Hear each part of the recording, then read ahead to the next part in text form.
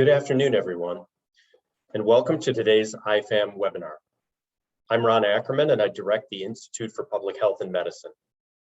Before we begin today, I would like to remind all of you that we encourage any member of the audience to submit questions at any point in the presentation. To do so, simply click the Q&A button at the bottom of your Zoom screen. We will not be monitoring the chat function for questions, so please use the Q&A button. At the end of the presentation, we will move through each of the questions with time permitting. Today, I have the distinct pleasure of introducing our special guest, Dr. Byron Powell, who will present to us on the topic of advancing implementation science to improve the quality of health services. Dr. Powell is an assistant professor at the Brown School and School of Medicine at Washington University in St. Louis, where he serves as co-director of the Center for Mental Health Services Research. He also is president of the Society for Implementation Research Collaboration and serves on the editorial boards of Implementation Science and Implementation Research and Practice.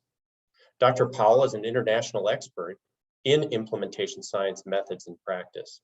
He's a core faculty member for the Implementation Research Institute, HIV, Infectious Disease and Global Health Implementation Research Institute, the Training Institute for Dissemination and Implementation Research in Health, TIDIRH Australia, as well as TIDIRH-Ireland. Byron, we're so excited to have you with us today, and I turn the microphone to you. Thank you so much, Dr. Ackerman, for this opportunity, and it's a real pleasure and a privilege to present to my colleagues at Northwestern. So thanks for having me. And just to give you sort of a brief overview of what I plan to accomplish today, I'd like to present some of our research that focuses really on understanding implementation barriers and facilitators or determinants. And then I'm going to spend a lot of time talking about the strategies that can be used to move effective practices into routine care, starting with the identification and classification of implementation strategies, some work we're doing related to developing and tailoring implementation strategies, and then just some thoughts on sort of emerging directions with respect to evaluating implementation strategies. Look forward to questions, of course, at the end of this presentation, as well as ongoing dialogue if there are things that come up in the presentation that we might continue a discourse on. Just wanted to briefly share my sort of path to implementation research and practice, and actually, interestingly enough, started my career in the Chicagoland area, working at a group home for adolescent males.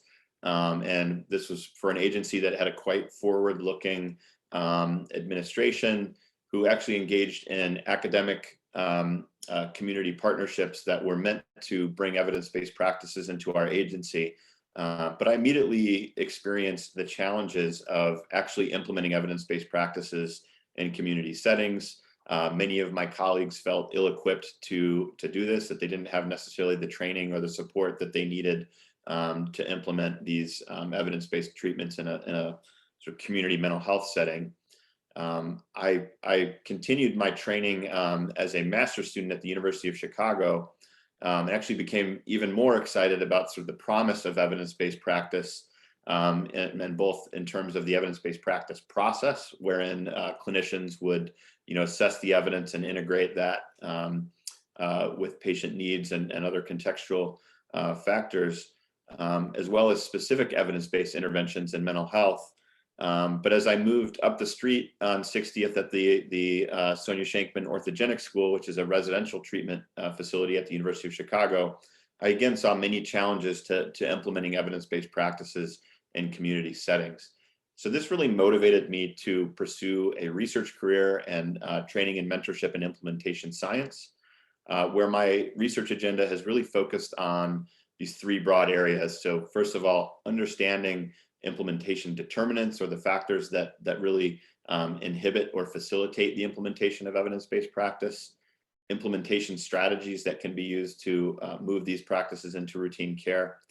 And I hope, as you'll see as I continue on the presentation, I've tried to be attuned to opportunities to advance methods in implementation science in a variety of ways. And so these are sort of cross-cutting themes of our research. I promise you're not meant to take in everything on this next slide in terms of these papers, but just wanted to mention that I really began my career actually kind of continuing to systematically study some of the things that I experienced, working in community mental health by conducting quantitative and qualitative studies of clinician level barriers to implementing evidence-based practice. And so these were some of my first papers as a doctoral student that really examined that more systematically. And as I continued on in my career, actually after the doctoral program at Washington University in St. Louis, continued as a postdoc in Philadelphia, where I had the pleasure of spending half my time at the University of Pennsylvania and half my time working with the Department of Behavioral Health and a really visionary leader named Dr. Arthur Evans, who was leading a behavioral health transformation effort. So I got to see sort of broadening out from the clinician and got to see multi-level barriers and facilitators, as well as strategies that are moving effective practices into routine care in Philadelphia. And so conducted a number of studies in collaboration with colleagues there that focused on things like the organizational context and then the broader sort of policy system level context from the perspective of multiple stakeholders. Also started just to actually dabble in global health, and that's been sort of an emerging interest of mine and one that I've had increasing opportunities to engage in of late. But through colleagues with the Nigeria Implementation Science Alliance, also had a sort of initial study on barriers and facilitators to implementation in that context. Again, along the way, I've tried to make contributions to methods in implementation science, and some of that has involved trying to understand how theories and frameworks can be brought to bear on studying implementation barriers and facilitators. So these are some papers on the left focusing on two really common frameworks, the consolidated framework for implementation research and the theoretical domains framework, and how they can actually be used to both independently and in combination to understand determinants. We've also looked at how organizational theory can be brought to bear in a similar way. I mentioned this work in Philadelphia, and this is just sort of a concrete example of how we've used theory to inform both studies of barriers and facilitators and strategies in that context. This is a paper that we published in 2016 that looked at the policy ecology framework developed by Ramesh Raghavan and colleagues that really points out that even though we often think about sort of, the clinical encounter and what's going on between providers and patients, we know that that's heavily influenced by the organizational context, the regulatory and purchasing agency context, the political context, and goodness have we seen lately how implementation is influenced by the social context. And so we use this framework to both understand the determinants, the implementation determinants at these various levels, as well as the strategies that were being used in Philadelphia to move evidence-based practices into the community settings.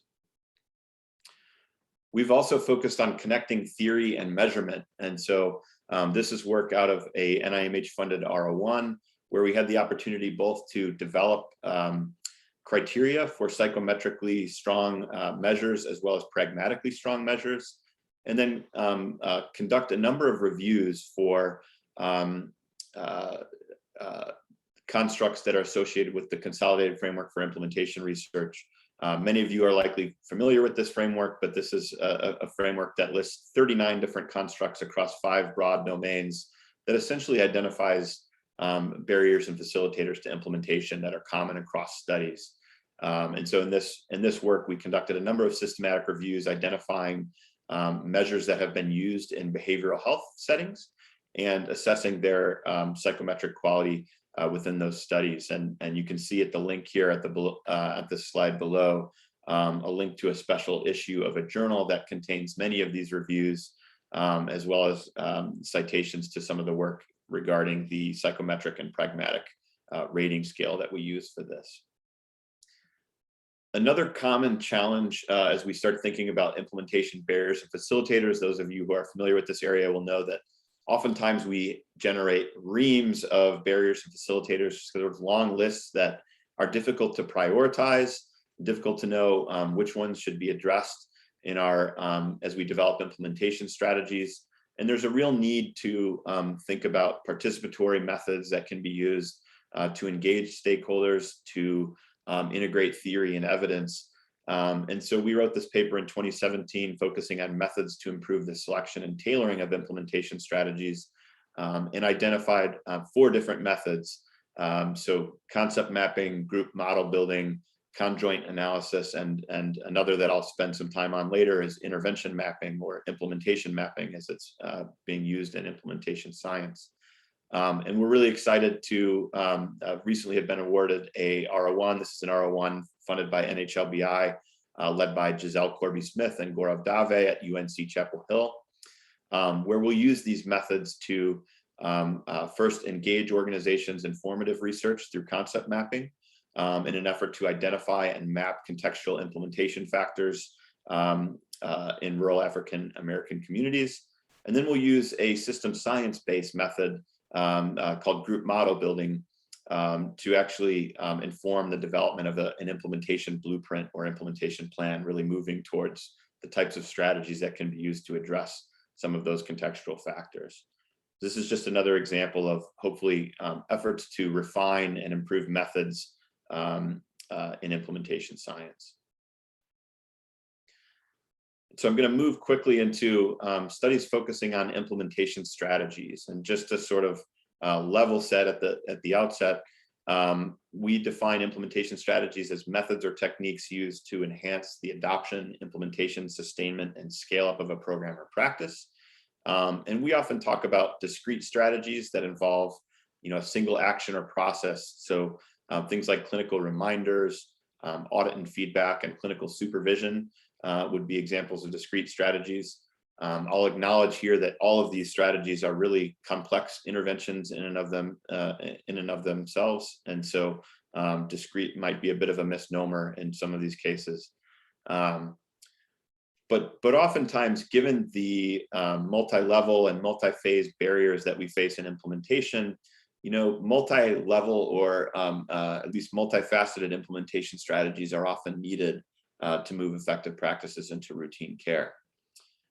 We also sometimes refer to these as implementation interventions, which combine multiple discrete strategies.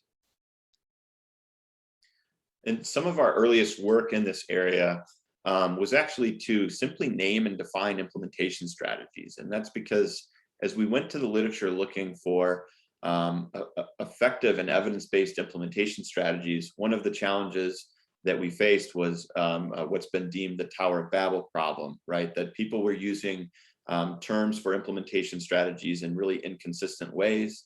Sometimes the same term would be used to describe completely different strategies, or different terms would be used to describe essentially the same strategy, leading to this problem that we might think of as sort of pseudo-innovation in the field.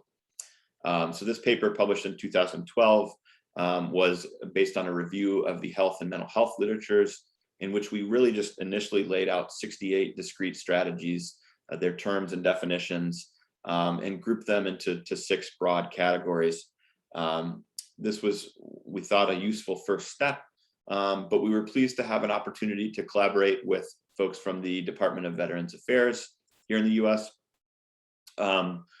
to actually vet these strategies with a broader group of experts in implementation science and practice. So this paper in the middle was a first product of that study, in which we conducted a multi-round Delphi process in which we obtained consensus on 73 discrete strategies and definitions. And then the paper on the right is from a method called concept mapping, again, where we engage stakeholders in a structured sorting and rating process, which generated 9 conceptually distinct clusters of implementation strategies, as well as ratings of experts' sense of the feasibility and importance of these strategies. The hope here is that this really could be useful to implementation researchers, practitioners, policymakers, as they identify building blocks of multi-level, multifaceted strategies for research and practice. We also certainly hope that it, at least in some small part, addresses the Tower of Babel problem and promoting a common language and improving reporting in the field of implementation science. We've been pleased to see this picked up by a number of federal institutes and agencies, and so used in NIH program announcements and National Academies reports and other implementation guidance put out by these agencies. But moreover, we see this as really sort of a living document and many opportunities for improvement. So I've been really pleased to see this work extended and refined over time for different settings. We've, for instance, adapted this work for school mental health settings, financing and behavioral health. And I'm not sure if I got the right shade of Northwestern purple here, but this work led by Andrea Graham and colleagues focused on implementation strategies for digital mental health interventions in healthcare settings, which I think is really, really important work. We've also argued that we need to think beyond just implementation strategies and think about, do these strategies actually adequately address things like de-implementation? How do we get people to stop doing things that are no longer effective or may actually be harmful? And similarly, are these strategies sort of equally relevant when we think about dissemination and sustainment? And so we have a number of colleagues from Sweden and Australia who are working to advance those areas. Also working with folks in the US here to think about how do these strategies apply to community settings? They were sort of developed in more clinical health and mental health settings, but how do they apply to broader public health settings, and are they equally applicable there, as well as in low and middle income countries? And so working with Kate Lavero and colleagues from Columbia University to extend these strategies there. We're also increasingly focused on the mechanisms through which implementation strategies work. So not just sort of, if they work or not, but how and why they work, so that we can better refine them over time, and we can understand implementation failures when they happen, and we can replicate successes when they occur. And so have work with Sheena McHugh from University College Cork, in Ireland, who is linking the expert recommendations for implementing change strategies to Susan Mickey's behavior change techniques, which is a way of further operationalizing these strategies, and we think pointing to some of the mechanisms through which they work. And then I'll share a little bit later on about a new R01 that we have to advance this work funded by the NCI. So having identified a number of potential strategies, a lot of focus has been put recently on how can we better develop and tailor these implementation strategies. And this is really about how can these strategies better fit with different interventions, different settings, the needs of different contexts. And there are a number of potential sort of pitfalls that we face when we think about designing implementation strategies. Sometimes I make this a participatory part of these talks, and usually folks identify these 4 and more. But I think we often use sort of the train and pray approach. We send people to educational meetings and sort of hope that their behavior changes. But often we know that that's really necessary, but not sufficient to change behavior. We often also engage in this sort of kitchen sink approach, where we think maybe more is better. So we use intensive strategies, and there's actually evidence that multifaceted strategies are not always more effective than single component or simpler strategies. Moreover, there's increasing concern in the field of implementation science that we're developing very complex implementation strategies that are not necessarily feasible or scalable. Thus, we're sort of replicating the problem that implementation is intended to address, and closing the quality gap. Arguably, we too often use a one-size-fits-all approach, and so As you'll see later on, I'm increasingly interested in tailored and adaptive approaches to implementation. I think that's an important direction for the field. And finally, my favorite, Martin Eccles, sort of coined this notion of, we often use the islagiat approach, or it seemed like a good idea at the time, perhaps because of limits of our current theory and evidence base in implementation science. But regardless, all of these factors and perhaps more that we could think of collectively lead to this notion that sometimes there's actually very little association between the type of problems that we're facing and the approaches taken to address them.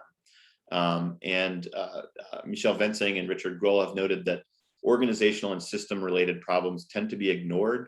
And even when they're detected, individual educational and psychological approaches are often used, perhaps due to familiarity or feasibility.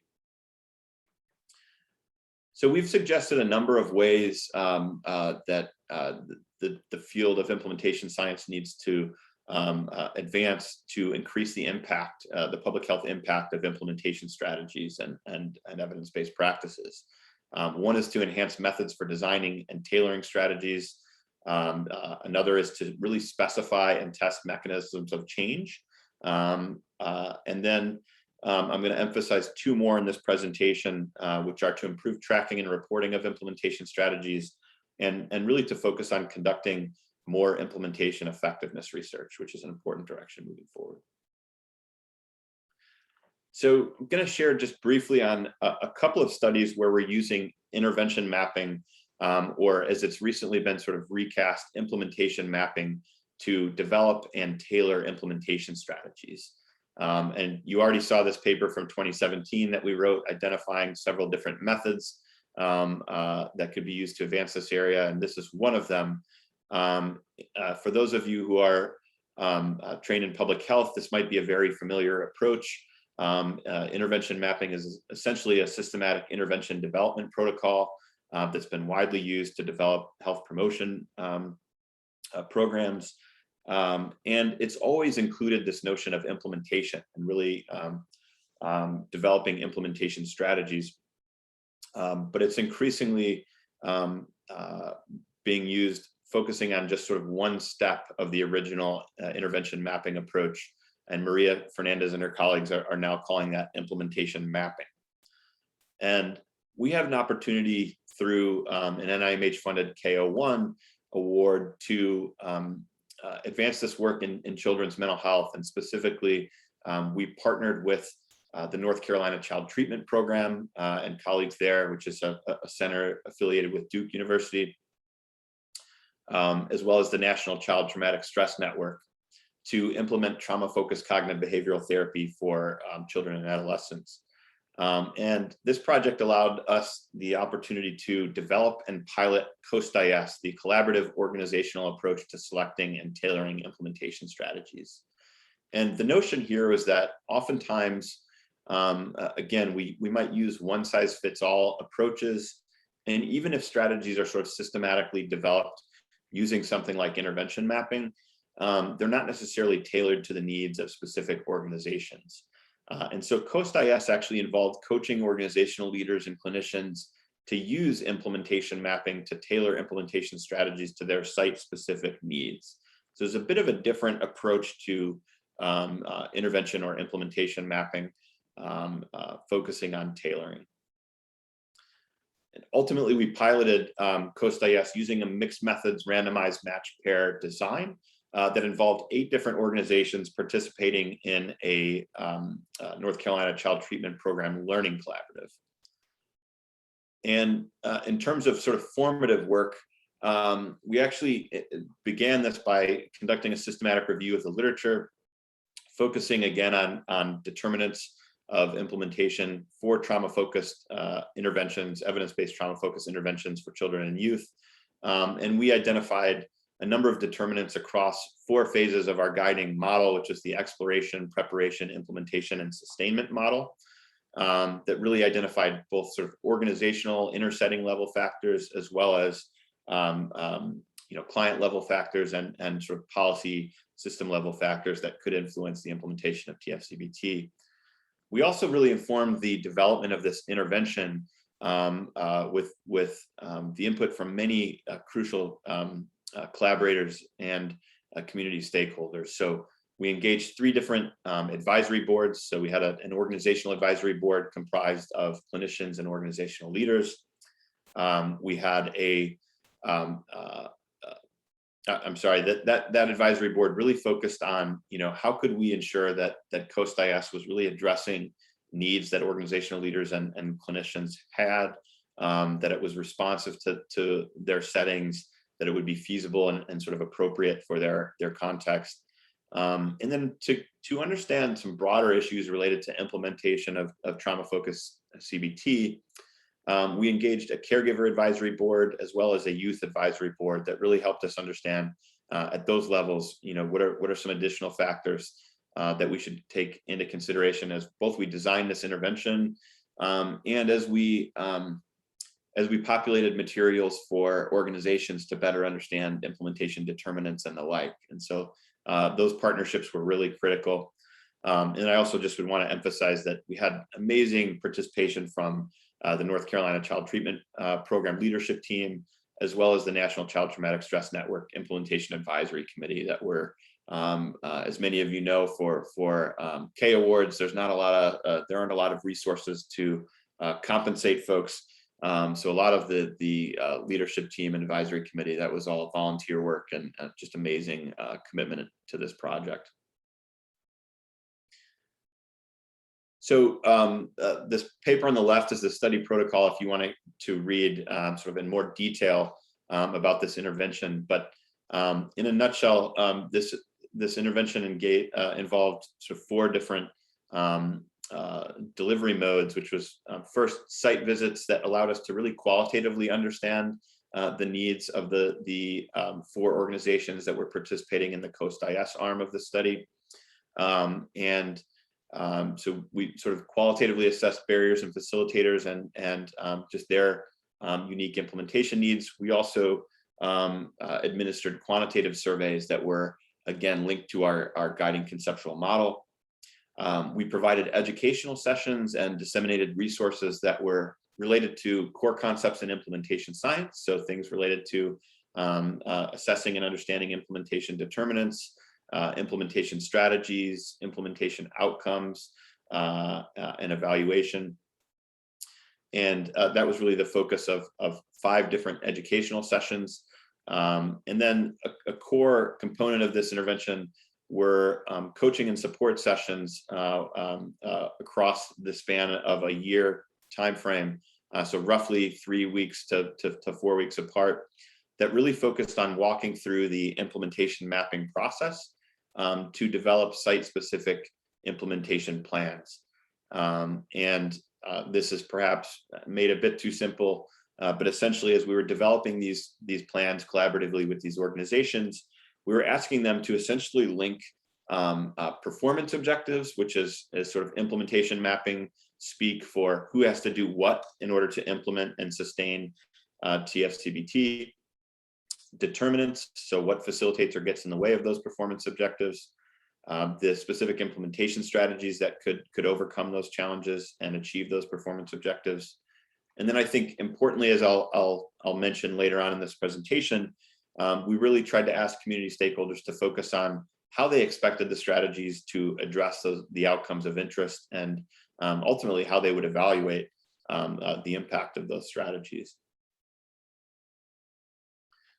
So the aims of this study, it's obviously a pilot study, so a primary focus is really on assessing acceptability, appropriateness, feasibility, and perceived utility of COAST-IS. We also evaluated organizational stakeholders' fidelity to the core elements of the intervention, as well as the third aim was really to determine feasibility for testing this in a larger effectiveness trial. I'm going to focus on aim 1 findings and stay pretty high level here, as I obviously don't have a ton of time. But data collection for this aim really focused on the 4 organizations participating in COAST-IS and involved both semi-structured interviews and some psychometrically strong pragmatic measures of acceptability, appropriateness, and feasibility that we developed in the aforementioned measurement-focused R01 from NIMH. The data analysis, in terms of the qualitative data analysis, was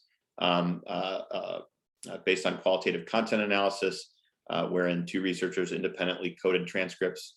The quantitative analysis here is really descriptive, and then the mixed methods analysis really involved merging the qualitative and quantitative data to determine the extent of convergence here. And I'm just there were several themes for each of our sort of core constructs here. So I'm just gonna sort of call out some highlights, but in terms of acceptability, overall, we found one of the key features was really facilitating trust and a psychologically safe environment as organizations took on this work. We saw both sort of the positive and negative side of psychological safety in these contexts. As in some of the settings, we really had to work hard to sort of smooth the path for leaders and clinicians to talk about some of these issues, as some of the environments were quite they had quite a few needs with respect to sort of basic organizational functioning. But one participant noted that they never felt that they had to censor what they were saying in any way, noting that they were really honest, and that personally that was really helpful. A sort of downside on the acceptability front was that people noted multiple times that this was a time-consuming intervention, and that given everything that they had going on, participation was sometimes a challenge. But overall, we found that COST-IS was acceptable. When we think about appropriateness, I'm really focusing on sort of how did this fit with both individual and organizational needs. And overall, it was found to be quite appropriate for organizational needs. One participant said it wasn't like they instilled their own stuff of like, you should do it this way. So I think they just fit what they fit into, how we roll, basically, like how we do things. So that was really nice to hear. Another side of appropriateness that we could have done, that we found that we could have done much better, was actually marketing to the needs of clinicians. So we did have some feedback that suggested that this was more appropriate for organizational leaders as sort of a leadership intervention, but clinicians didn't always connect this process to their immediate needs. In terms of feasibility, again, I mentioned, it's a time-consuming intervention, so we heard that. But we also heard that seeing the benefit made the time commitment worthwhile. So one participant said, it was an additional responsibility in time, but then when we looked at it, we saw the benefit, and that outweighed the time commitment and really helped us as an agency and as supervisors to be more supportive and effective. That was really nice to hear emphasized. In terms of utility of COST-IS, we heard a number of things about sort of perceived usefulness of this approach.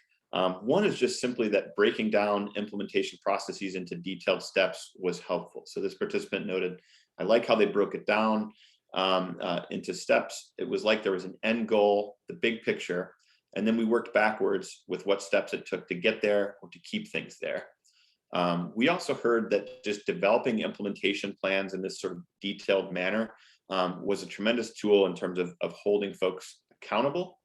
And that they also just really appreciated dedicated time to think about implementation. Oftentimes this was something that would be an afterthought. So even just having the dedicated time carved out was really noted as an important factor. And lastly, we were really concerned about principles of engagement here. So we intended this not to be sort of a top-down intervention, wherein we were sort of elevating implementation science expertise, but really more of a co-creation process or a collaborative process with community agencies. And so we were pleased to see a number of engagement principles mentioned. One is just that we incorporated practice expertise of participants. So one noted that they were the experts in implementation science, but we were the experts in our agency, and that was very much respected both ways. So it was a mutual exchange and growth and learning. And perhaps another thing that I'll raise here is that this was sort of a pilot that was conducted in the height of COVID. And so oftentimes in terms of just engagement and connection with these agencies, sometimes we found that we really needed to just sort of address those concrete needs first, and just everyone's sort of emotional well-being before we could get to the nitty-gritty of implementation, as you know, folks were dealing with not only COVID but also racism in our country, and all of the emotional aspects of that during the past year. So it was an interesting time to be doing a pilot, needless to say. As we look at the quantitative findings and mixed methods analysis, so you can see here that overall, again, our results suggested that COAST-IS was acceptable, appropriate, and feasible. You can see slightly lower ratings of feasibility and lower range of feasibility here, again, reflecting some of the aspects around time. We also found for some clinicians who were out in community settings, so some were in rural settings in schools where internet access and even cell phone access was sometimes a challenge, and we did these coaching sessions via Zoom, so that was somewhat of a feasibility challenge. But generally, the qualitative and quantitative results converged, and COAST-IS was found to be acceptable, appropriate, and feasible. So we think that COAST-IS and in general, the implementation process is a really promising approach to tailoring implementation strategies to organization strengths and needs. We also think that it could be used as a way of really operationalizing some broadly used strategies. So facilitation or coaching, this is something that's really widely used in implementation science. But it's got a bit of a black box problem, like many strategies, in that it's a really broad approach, and there's a lot of work being done to further operationalize that. So to think about, what do good facilitators actually do? How can we improve sort of the systematic nature of facilitation? So what guidance can we provide to facilitators as they systematically identify and address implementation challenges with implementation strategies? And so we think that implementation mapping and the COAST-IS process in general is a way of really contributing to that. We also found really substantial variation in these organizations' needs. And our qualitative data suggests that even more tailored and adaptive approaches may be needed. So even, for instance, within the context of a single agency, a community mental health agency, oftentimes we needed to further tailor implementation strategies to different sites within a given agency. And so we think that adaptive approaches that provide lighter touch support to organizations that have fewer organizational needs, and then more intensive, both in terms of resources and time and effort, approaches may be needed for some of these agencies where, again, some fundamental organizational struggles were identified. And finally, we have many more opportunities to refine COAST-IS and advance implementation mapping, and really evaluate its use with different types of intervention settings and stakeholders. And just going to give a couple examples here. Quickly, we have a NIDA-focused R01 in Vietnam. This is to scale up an evidence-based intervention for individuals with HIV who use injection drugs. This is an intervention called SNAP. It's a systems navigation and psychosocial counseling intervention. And I'm leading an implementation mapping effort in that context, which was really used in a different way than the previous study that I shared about.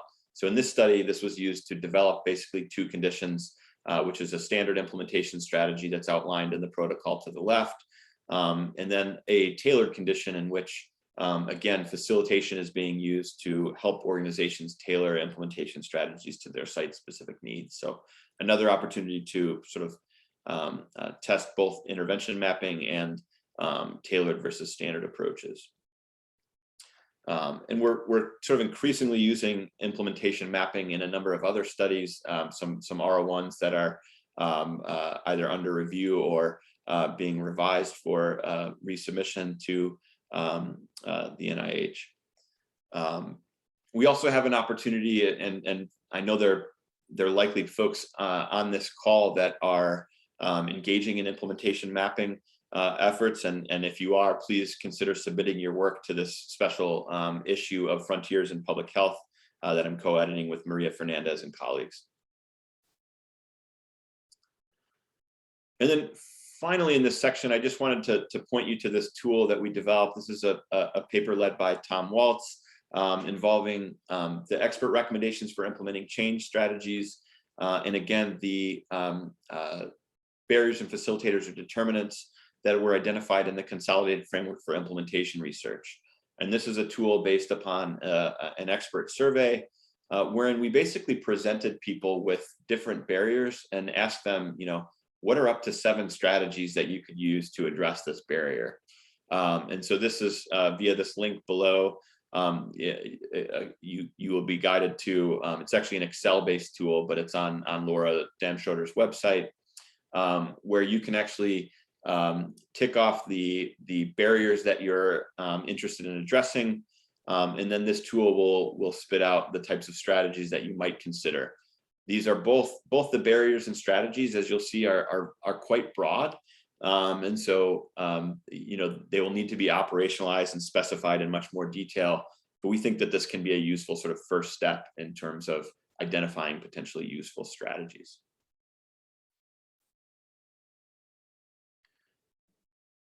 So moving forward, I just mentioned that these strategies are quite broad as they're described in that previous tool.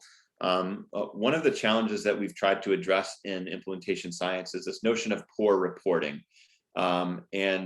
Oftentimes, systematic reviews of implementation strategies will note poor reporting and basically say, we don't really know which components of these interventions were effective or how they influenced the effectiveness of these strategies, because we don't even really know what people did or why they did it. And so Enola Proctor, Curtis McMillan, and I published many years ago some guidelines for specifying implementation strategies and specifically naming them, defining them, and really specifying them according to these dimensions on this slide. So who are the actors? What are the specific actions that they're taking?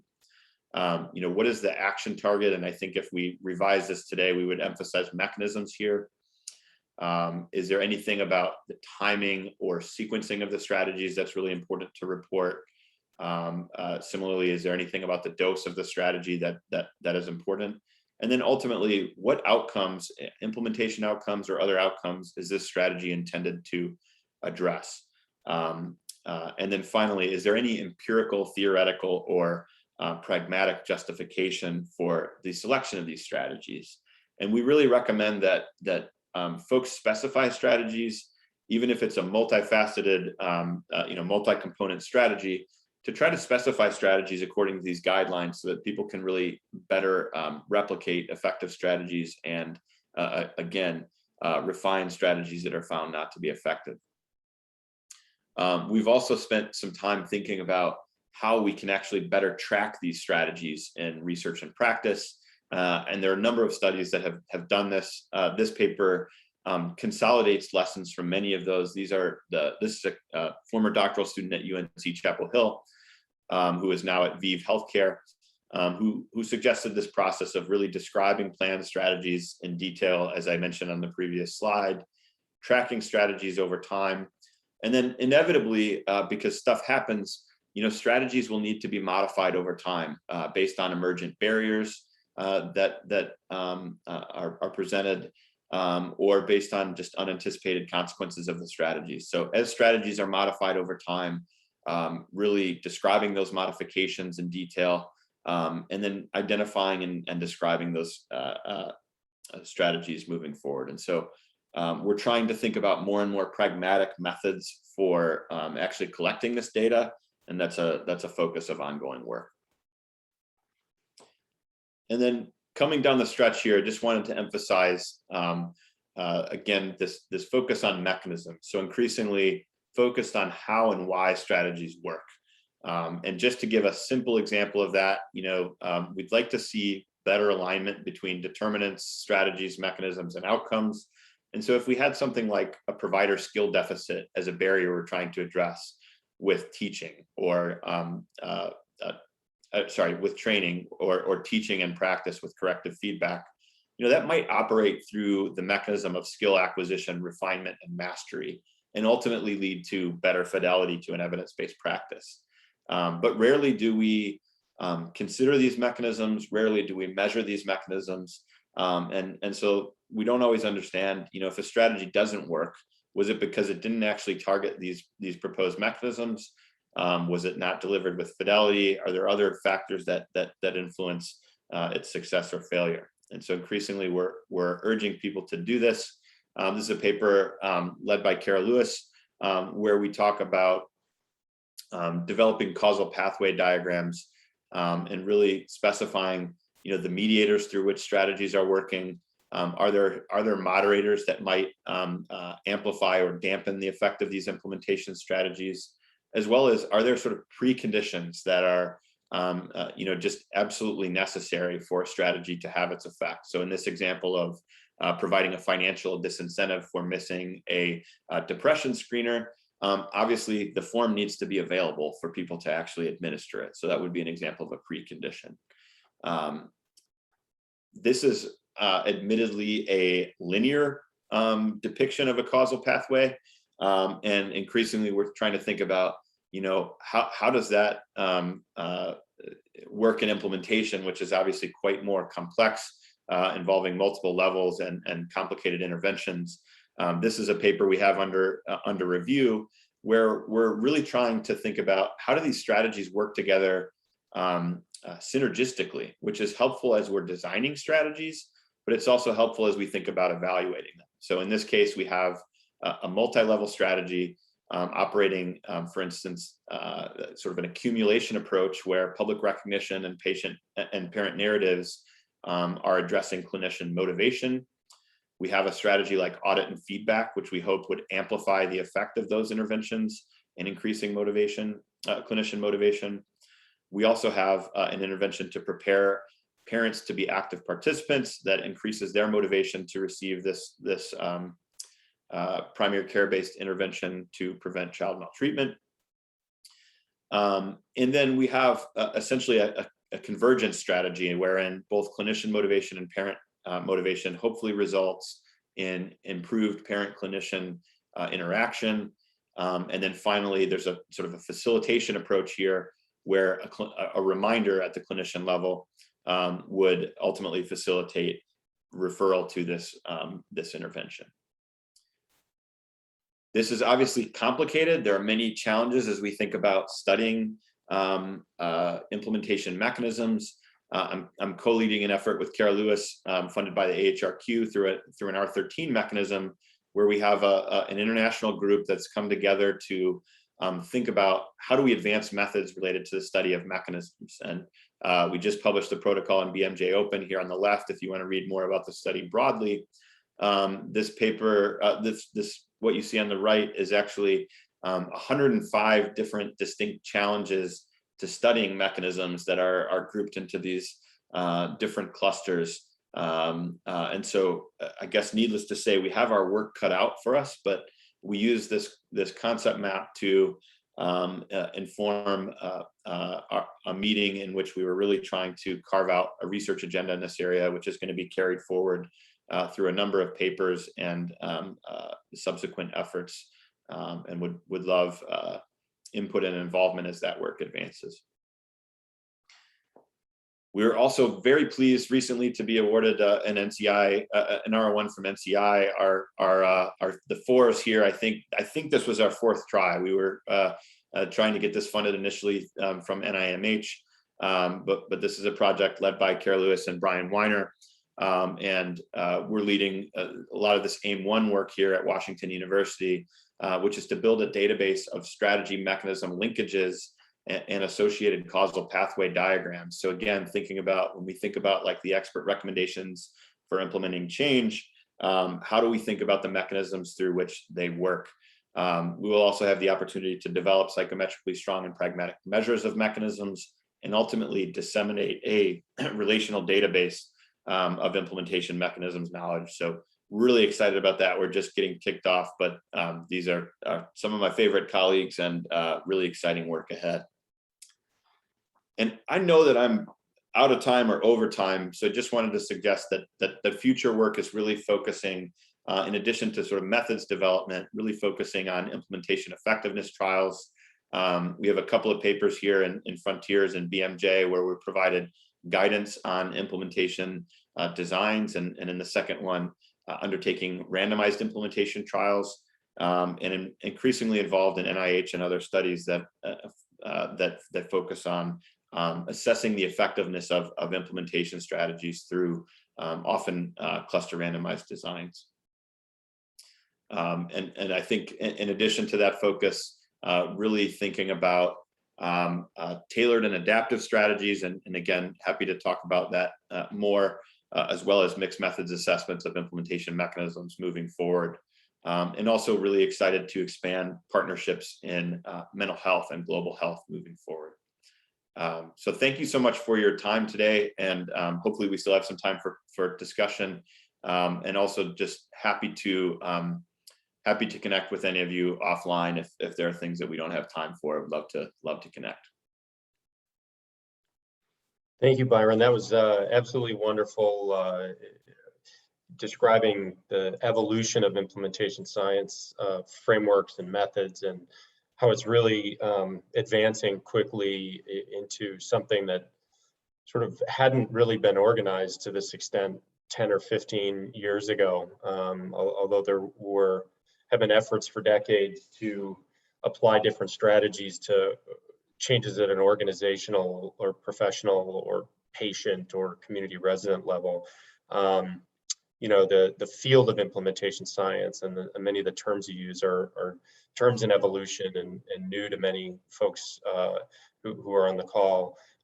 We do have time for some questions. There are a few in the Q&A area. One of those relates, I think, to really the integration of how implementation science approaches can help to further efforts to address health inequities or to improve health equity, and specifically how do the models help, I guess, is the question. And you know, maybe you could give an example or describe how they help, or how the models maybe integrate the importance of health disparities or health inequities in the processes that you've been describing.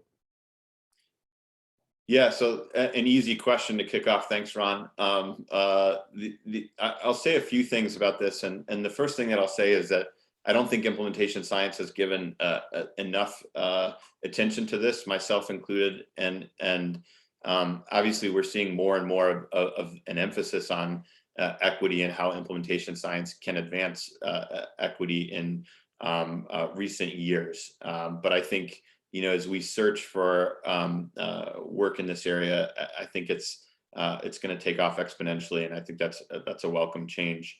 I think that one of the things that we haven't often done enough of is even assessing, when we're thinking about the evidence base, you know, evidence base for whom, you know, where are these studies conducted, and are these equally relevant across different populations and contexts? And so I think we need to do a better job of that on the front end as we think about the evidence we're trying to implement. I think one of the things on a very basic level as we think about equity is that implementation really encourages us to slow down and think about, you know, what are the specific contextual challenges that we're facing to implementing a practice in a given setting. And in doing that, I think ideally we're considering the needs of different populations, and again, perhaps even tailoring our approaches to address those needs. And so that's, to me, this sort of emphasis on moving away from one-size-fits-all approaches is really well aligned to addressing equity needs. And so hopefully that's one way that we can certainly do that. But again, I think this is an area where a lot of folks are really struggling and thinking about how we can do this better, as I think there are concerns that in fact we can actually exacerbate disparities and other inequities if we implement evidence-based practices without putting this at the fore. Another question relates to just approaching health professionals specifically with implementation science frameworks or strategies. And, I think this relates partly as well, this question relates partly to the notion that healthcare providers, like providers in many organizations, have been striving to improve quality and improve outcomes with limited resources for decades. And in many cases, they do that at a local level. And the goal is to improve local processes or outcomes, not to necessarily generate generalizable knowledge, or maybe even to begin with evidence-based practices from external research literature. Maybe it's just, let's put our heads together and think of the best ideas because we are in the best position to think of the solutions. And, those sort of quality improvement frameworks that are more traditional, might be more familiar to health professionals. So the question relates to whether you've faced barriers approaching health professionals with implementation science frameworks, and if so, how have you overcome those?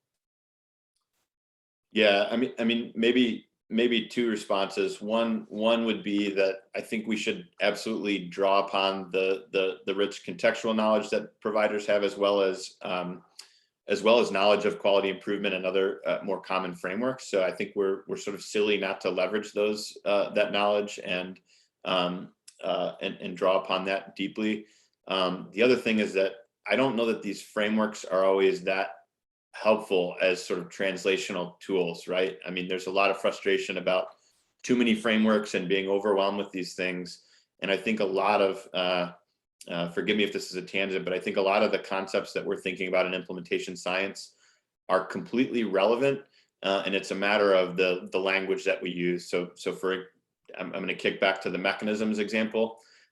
We've been doing work where we're asking in a number of projects, folks to consider what are the mechanisms through which these strategies work. We don't use that language, but we immediately get really rich feedback about parameters for using certain strategies or how and why these strategies might work. So I think the same is true with some of the conceptual frameworks that we use, is that sometimes we can get bogged down in the specific language and maybe put off whether it's healthcare providers or other research partners and community partners with that language. So I guess I would encourage folks to be a little bit more pragmatic with the way we use these things. Well, we've got 2 more minutes left, so I'll send you off with one question that you can answer through the closing, Byron, but I want to say really, again, thank you so much for taking your time today to share your insights with us. You're clearly a leader in this space and have sort of helped to drive the field where there's really only, probably fewer than a couple dozen, experts nationally who are, really driving the field and building these sorts of frameworks and articulating them so well in the research literature. And so thank you for all your work and thank you for sharing it with us today on behalf of everybody here. There's one question, I'll just leave it with you and maybe you have just a parting comment in the last minute, but the question was really about, with your COAST-IS framework example, it appeared that the determinants came after the strategies and the framework, and the question was, why not think about the determinants first and then design the strategies around the determinants? And I'll leave you with that question. If there's not sufficient time to answer it, you can maybe email the response. But thank you. Yeah. First of all, thank you so much, Ron. It's really my honor and privilege to present. So thank you so much, and thanks to all of you for attending. And actually, I think one of the helpful things about intervention mapping, implementation mapping, and how we approach it in COAST-IS is actually beginning with performance objectives, and again, thinking about who has to change what in order to implement and sustain something. So rather than starting sort of like broadly and saying what are sort of like barriers writ large in this setting to implementing a given practice, you're really focusing on more specific behaviors and changes that need to be made, and then thinking about what are the barriers to implementing to achieving those, and then linking to strategies and outcomes. But another part of the answer on that, I would say, is just We found this not at all to be a linear process, as we were kind of going back and forth oftentimes between strategies and determinants, and so it was a bit more iterative than linear as we actually worked with organizations to think through this. And I think the sort of the end product is a more coherent implementation plan and more coherent implementation strategies that are more clearly defined, and again, helped sort of with accountability and implementation moving forward. But it's a great question. Thank you.